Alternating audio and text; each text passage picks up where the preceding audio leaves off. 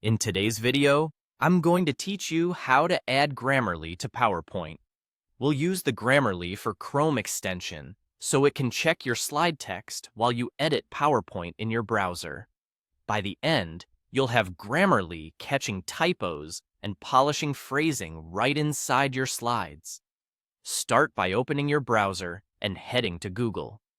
In the search bar, type Grammarly extension for Chrome and press enter.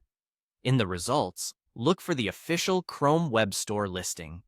It should clearly indicate it's the Grammarly extension on the Chrome Web Store. Click that result to open the extension page. On the extension page, check whether it's already installed.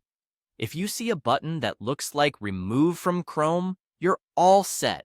The extension is already on your browser. If you see Add to Chrome, click it. When the confirmation prompt appears, choose Add Extension. Chrome will download the files and you'll get a brief confirmation. You may also see the Grammarly G icon near your extensions.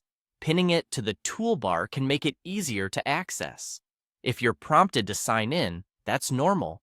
Just follow the on-screen instructions so Grammarly can work across your sites. Next, open PowerPoint in your browser. This method works when you're editing your presentation on the web, not in the desktop app. Open your deck, then click into a text box or any text placeholder on a slide. Start typing or place your cursor in existing text. Grammarly should begin working automatically. As you type, you'll see underlines for potential spelling and grammar issues.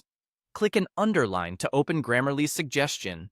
You can accept the recommendation to fix the text instantly, or dismiss it if you prefer your original phrasing.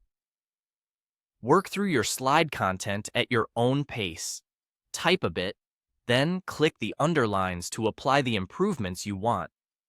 It's a great way to catch small mistakes and make your bullet points, titles, and speaker notes clearer and more professional. A quick note to avoid confusion: this setup works only when you're editing in the browser with the Grammarly extension enabled. If you don't see underlines, make sure the extension is turned on for the site, refresh the tab, and confirm you're in editing mode rather than presenting. If you're using the desktop PowerPoint app, this specific browser-based method won't apply. That's it.